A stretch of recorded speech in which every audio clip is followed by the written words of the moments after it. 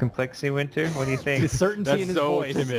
Yes. I'm just not sure about the Death Prophet. Like, I mean, we are supposed to support completely, but looking at the draft, it's quite easy for EG to play the game. if Death Prophet this way. doesn't have a rough time, I think complexity win. But I think Death Prophet will have a rough time. Yeah, So I that's think what I EG think will of. win just because they can shut Death Prophet down. But if complexity win, it's because Death Prophet does really well. We'll see what it's going to be. We'll send it over to casters now. It's going to be Odie and Draskell. Gentlemen, first blood's coming, potentially. Well, there's no chance for that one. Hello, ladies and gentlemen. It's game 2 here. Complexity EG. I'm Odie Pixel.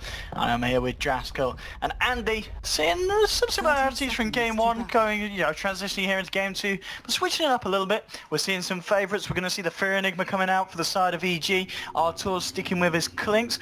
Other things to mention, obviously the fact that they were talking about in the draft. We're going to see the Chessie Death Prophet. Yeah, it's a hero that up until this point has not been picked at all, I think, right? Or maybe it's been picked like once or twice, but either way, it'll be interesting to see how they play it out here. Looks like it will be going mid, starts with the Null Talisman, or maybe even the safe lane, I guess, because Handskin's kind of sticking around here too. But I kind of agree with the Couch who sided with EG. I think their lineup is greedy in a good way. So you have the Tide Hunter, who's going to be able to get something out of his lane pretty much no matter what. It's very hard to kill the hero, and even if you don't have a great lane, you can still go back and kill jungle stacks and things like that. You have Enigma, who is going to be very hard to pressure, and I also feel like it's a greedier pick than an Enchantress. So Enchantress is a type of hero that wants to try to control the laning phase. You want to try to dictate the tempo of the early game, and if you don't do it successfully, then Enigma just becomes better because he gets more out of the jungle. His teamfight presence is obviously going to be greater. So I think I agree with the Couch who is siding with EG that their lineup is just a bit easier to use. In terms of lanes as well, this mid lane, once again, Limp and Hanskin on the Tiny Eye that we saw do an incredible amount of work in game 1. Should Limp have just as easy of a time farming up against the Quap as he did, of course, against the Ember? Or is it going to be a little bit more tricky? Queen's a little bit tougher because the Wisp can't reliably trade against Queen.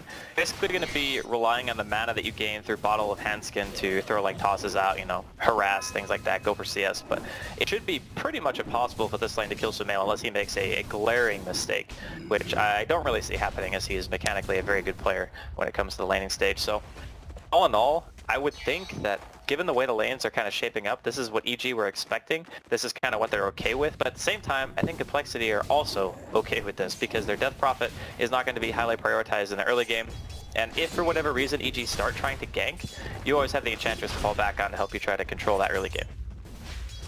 Indeed, and as you said, the Death Prophet hit on that solo safe lane up against Universe's Tide. They talked about it on the panel.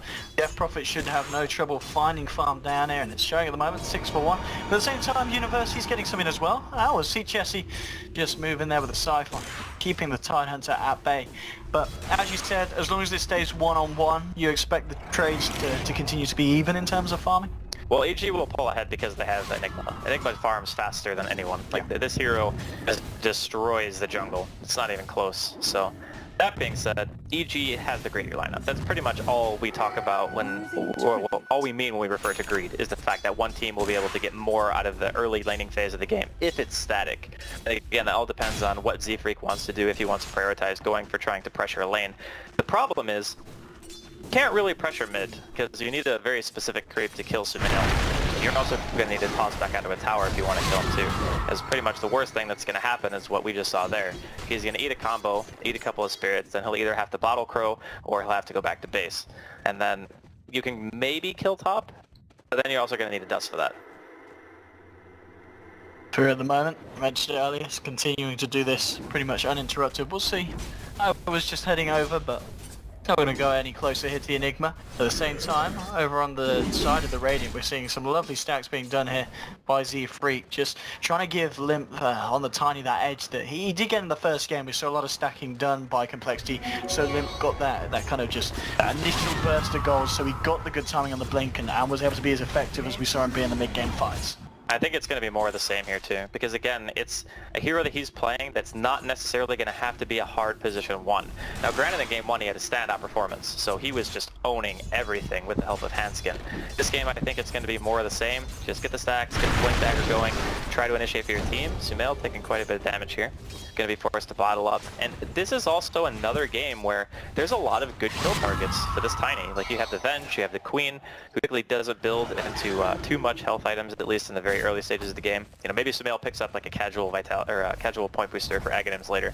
That's probably going to be one thing to look for, but the rest of the heroes aren't really that hard to combo down.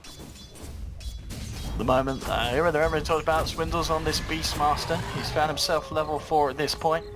RTZ, he's getting a good amount, but he's top of the board. A little bit better start for him than he had in game 1, but 23 for 6. He'll be happy with that. Do you imagine we'll see him go for the same kind of build? Does he need to prioritize the BKB as early as he did in game 1 this time around? I don't know if BKB is really even that good. Yeah. Like, you have Roar, Spirit Siphon goes through BKB, Exorcism goes through BKB. Scan would have been for a kill here, middle lane. Nice blink, okay. But yeah, I don't think BKB is very good at all, actually. The only thing that you're stopping really is Spirits and the stun toss from Tiny. Still, bottom lane, what's going on here? We've got a bit of a walk around where Chessie's coming in close. And in terms of the skill build here, maxing out the Siphon, it's going to be great in terms of zoning out the Tide. Yeah, it's a standard build. Even if you're 1v1 mid, this is what you do. Because you're more about the lane dominance now than you are even pushing out the wave just by spamming the Crypt Swarm. So this build is kind of what we've been seeing when Death Prophet was being picked quite a bit a week or two ago, maybe it was longer than that, but she had seen a little bit of play. People found out that you could gank her and then she kind of fell off, so putting her in the safe lane I think is a nice alternative way of doing it, just saying ganking the safe lane with the lineup that EG has is actually fairly difficult. Like, they can send the Enigma down, like Blitz was suggesting on the couch, but Enigma most of the time just wants to sit in the woods and farm. Like, this guy's got 44 CS at 5 minutes, and yes, of course, they are jungle creeps, so they don't necessarily give the same amount of farm as a lane, but Pear, he's level 6, Sumail's level 6, they're pretty much identical in terms of experience and net worth. Now, this could be the rotation that Chessie might not expect. RTZ, now level 6, just TPs into the bottom lane. I was hoping to eat a creep here, but none in the camp at this point. Might try and just go at it anyway if Chessie comes a bit too far forward, but Chessie is actually going to start to back away here. And this could be potentially just time wasted for RTZ if he doesn't find a kill off the back of this. Really wants to try and make something happen with the fact that he's just hit that level 6, and he's just going to break the invis and just go for a couple of hits. It's not going to result in anything, and this is just going to be time out farming here for RTZ. That was a really nice attempt because he knew the next creep wave would give Universe 6, and having Ravage plus the Clinks there would almost assuredly kill the Death Prophet. And Stanley will tether across. Nice avalanche from Limp, holding back Fear and Sumail. The Sunny Wave coming through will just clip Hansken on the edge, and that's going to be a first spud there for the Quat. Bottom Only lane. just though. You ever read that Death Prophet? And RTZ stuck around, and here's the combo you talked about. Just setting up with the Ravage. Chessie trying to keep himself alive there with the Siphon. It's not going to be powerful enough, and a second kill on the board for EG, and RT's little adventure to the bottom lane does end up paying off. That's the kind of gank that is a little bit hard to anticipate. Like, the first time he backed up, maybe he just assumed, since there was a fight going on towards the top river, that there was a low probability that there would be a Clinks kind of just sitting there and going for a kill on him. But during this time, Swindle did manage to hit level 6, so they're not pressuring his lane so much anymore. And PPD is also closing in on the same. He's going to have swap in the next creep wave or two. And I think they want to try to go for a dive here. PPD might need a teleport here. He's going to try and TP the Swindles. He's got the Roar. He says, PPD, I'm taking you downtown. And he'll get the kill. There'll be a TP coming through from RTZ. Fear rotating around as well. And Swindles looks like he will get punished here. Look at the Malefice down. RTZ with the right clicks is going to be more than enough to find that kill in return. So Swindles does pay for his sins, taking down PPD, but EG's there to back up their captain and get the revenge kill. Yeah, it was a little bit of over-aggression. I think it's not too bad, though. Maybe at the end of the day, it's slightly favoring EG just because it was an off-lane position. They get the tower denied. Whereas a couple of people were given credit for the experience and goal of the kill itself. So EG is seeming pretty solid in this early game. And I think that, for the most part, compLexity's lineup is going to get a lot stronger once the Tiny has the blink, of course, and then once the IO has relocate. Very similar to game 1 where they kind of need that timing, and to be honest, the laning phase is fairly reminiscent of game 1. It's like EG, they're winning the lanes, they're doing everything they need to do, and then as soon as relocate came online and the blink came out from Limp, compLexity just flipped the game on its head, so we'll see if the same happens here. Easy continuing to sneak around here. He's going to look at Z-Freak. He's trying to go for this one. Untouchable seems to be just enough to keep himself alive. We've got the heal and will pop the dust. He's going to catch Artur. The Spirit's flying through and Hansken chucked in. They're trying to chase down the Clinks. PPD is around. He hasn't got level 6 yet, so he's not going to have a swap to save Artur if they do get the catch out. And tossing forward the Ench. Chessie's there as well, but the dust, it runs out. Arteezy, lucky to get away there, was able to juke him out long enough, make him chase for the duration of the dust to wear off, and Arteezy's going to be a lucky survivor. I think they want to go back in. He can just eat a creep and they can go back down. There's Ravage up in about 5 seconds. And let's see if Chessie expects this. Does he just assume that Artur would have backed off after that? He is spooked. And the drone's being made. In fact, Chessie, he's starting to run back. Arteezy still wanting to get in position. He's got PPD there as well. Chessie could be in trouble if they catch him out with a stun. But at the same time, there is a smoke from compLexity, so they could try and turn this one around. They will lose Chessie here on the Death Prophet, but they might be able to find Arteezy and PPD in return. Here comes the rotation. Swindle's moving in, looking for Artur. Artur, Sintail down to the south. They'll pop out the dust, but it doesn't quite catch Arteezy. Arteezy will be fine. PPD made it out to the east. So they lose Chessie down the Death Prophet, and compLexity send the whole team in, but they can't quite catch anyone out in return. Yeah, it was an unfortunate smoke because not only did they waste it, but they lost a hero in the time that they smoked, so it was not as effective as they wanted it to be. But again, Limp is closing in on the Blink Dagger. Once he gets that, they're going to be able to team fight no problem. The one thing though that's kind of concerning is the fact that we haven't really even seen Exorcism be used one time. I think it's very common for teams who pick Death Prophet nowadays, especially considering at level 1, Exorcism is quite a bit better than it used to be. Like, it used to be like 3 or 4 spirits at one point without having any points under Witchcraft, but now it's up to 8, obviously, to supplement the fact that Witchcraft doesn't exist as a skill anymore. And it's still more, even with accounting for the Witchcraft, than it ever was. And I think you can just use that to push, but it doesn't seem like they want to try to group up this early. They're just prioritizing the level 6 on the Wisp and Blink before that. Well, it's easy. He's following around here, getting the intel. And one thing we've got to mention as well, the fact that Fear, he was getting a lot of space up top whilst that was all going down. It's 10 minutes in, he's got his mech done, nearly level 9 on the Enigma. Yeah, he is mega farmed, actually. This is really a rough situation for Cole. I was talking about how it felt similar to the first game, but one of the big differences is EG don't have drastically inferior teamfight this game. Teamfight is actually extremely good. Oh, swap onto Swindles, into the magic missile. Arteezy is there with damage. They'll take down the Beastmaster Lip, get the Analyze Posse. Oh, onto Arteezy, but then comes through there to Ravage through the Universe. Fear trying to move into position. They'll just focus down Limp there with the Eidolons. They'll get IO as well. There's Universe brings down the Anchor onto the little ball. 3 dead on compLexity. And EG there just right on top of compLexity, just messing around in the mid lane. I don't know, man, they just don't really seem to be on the same page right now. Last game they were a well-oiled machine, and Z-Freak also going to be getting dove here. Middle lane, see you later. That's a 4th one, and Chessie, the last one standing, trying to find a tier 2. Artur is going to hang around, jumps on Carty and trying to get himself in position, but Chessie did get the Siphon off here. So Arteezy, oh, the Courier as well. Oh dear. Oh dear, oh dear. Artur pays with his life. He does get the Courier. That is Limp's Blink gone for 3 minutes. I mean, we could talk about whether that was worth it there from Arteezy Toozy. Well, Blink for 3 minutes is a big deal, but middle So lane. they're just solid waving the hell out of Swindles. Universe gets off the Anchor Smash. That might be enough to keep him alive. In fact, it looks like it is. Limp can't quite get the punches through. Sumail clears up the eye on the backlines as well. So everything is happening everywhere. People are dying, but Blink on the sideline for 2.5 minutes with his timing.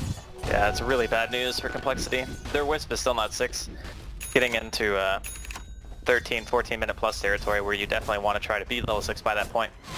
EG just seems to have much better laning phase than compLexity, and I believe that the panelists also said that between game 1 and game 2. You just have mechanically skilled players who normally more out of their lane than what compLexity do, and when compLexity don't have the superior teamfight composition, it doesn't really feel like they can really do anything against what EG have put together here, so Enigma tide opening so far from EG seems to be working out very well for them. EG's just going to go for Roche. It doesn't look like a place you're going to be able to do anything to contest this. They should be able to take this one down at a pretty reasonable rate. That is going to be the Aegis going the way of EG, almost certainly. Something else for the next fight that they're going to have ready to go. As you said, EG certainly turning up a lot more here in game 2 than they did in game 1. 10 for 2 at this point. About a 6k net worth lead. Nothing too insane, but 13 minutes in. Still one that compLexity are going to be worried about. Few little things as well that's putting them on the back burners, as you said. The slow level 6 is coming out, some of the key heroes. Limp without his blink. putting Colin in quite a rocky position at the moment. Well, there are a couple of nice things for complexity. The fact that Chessie's going to be level 11 soon is nice. Level 2 Exorcism is quite literally twice as good as level 1. They could catch Swindle here. It looks like they will. They've got 4, they make that 5 coming in. Swindles. Off you go, son. Oh, it's easy with the kill. More money into the bank of the Clinks.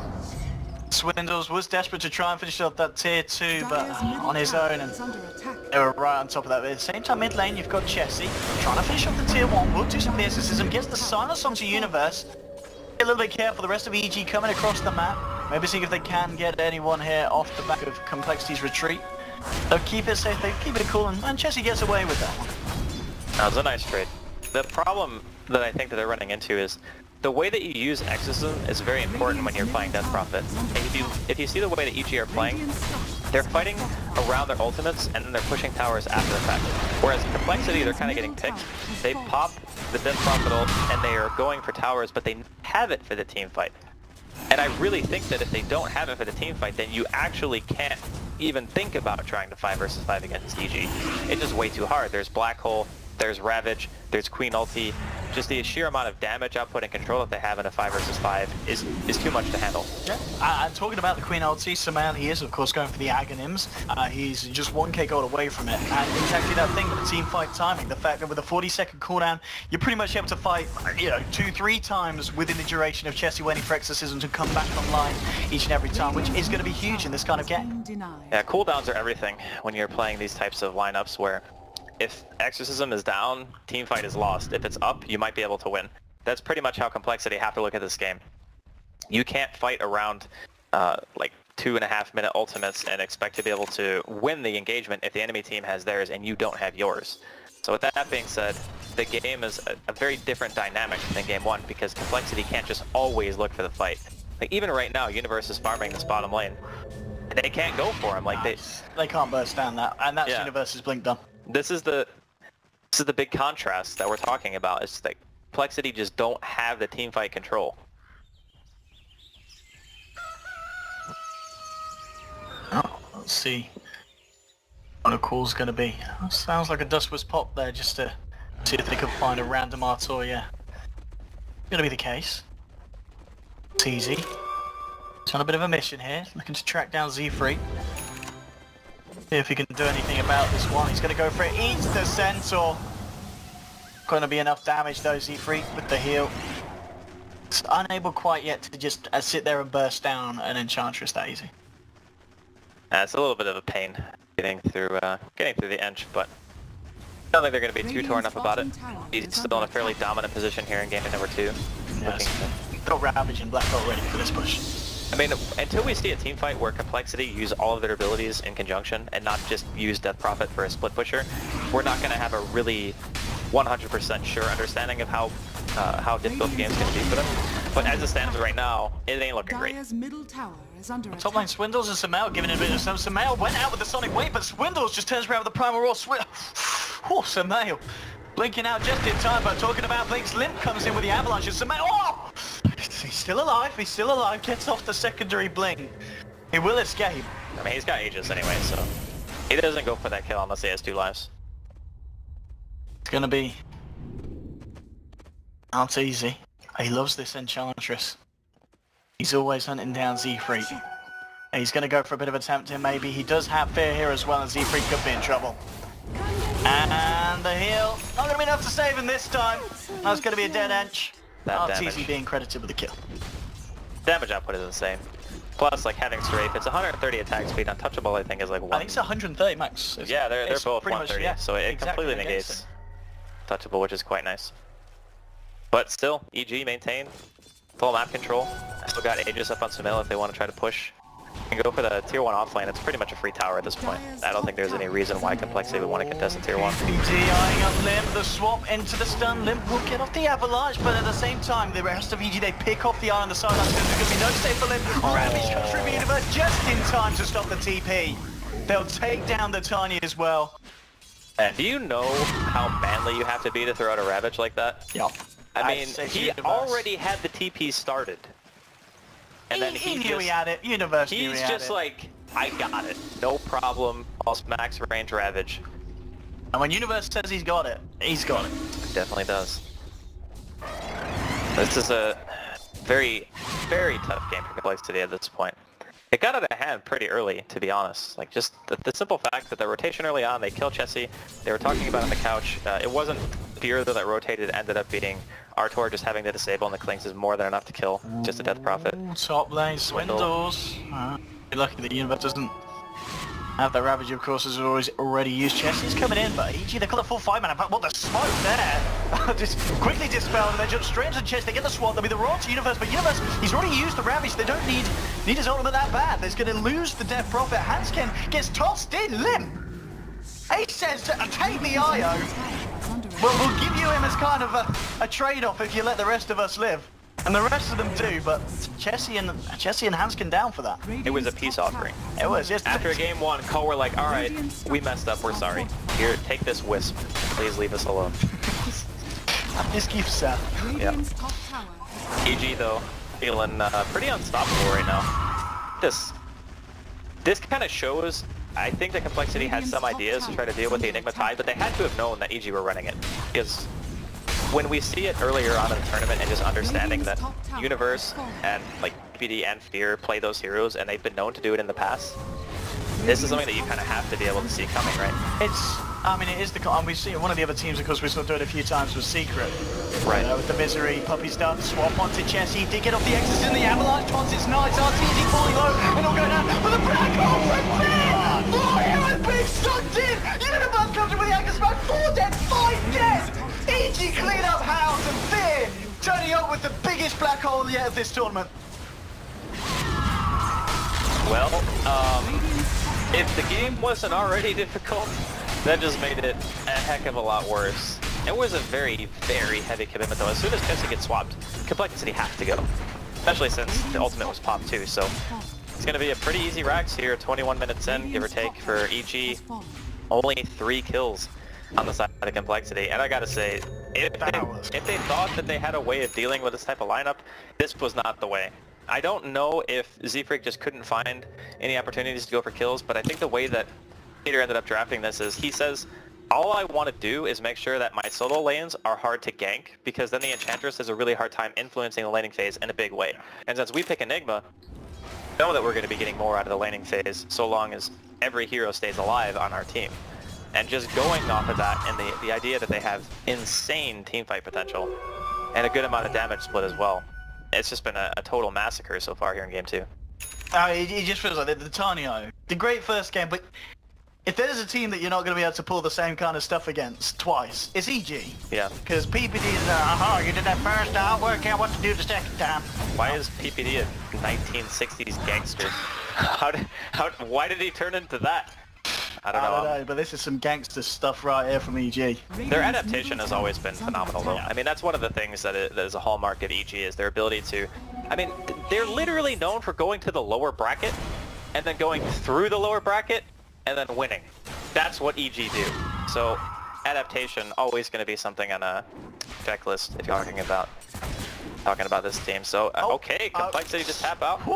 Personally, I think they only did it because it said 322. Oh, that was a lovely Rabbit Universe. Do it again with you. Oh, and it was 322. 322? It was 3 to 22. Oh! Guarantee you that's why they GG'd. No, I'm an idiot. I had a cheeky old tap to Twitch. I was like, why is everyone saying 322? No one's throwing this one.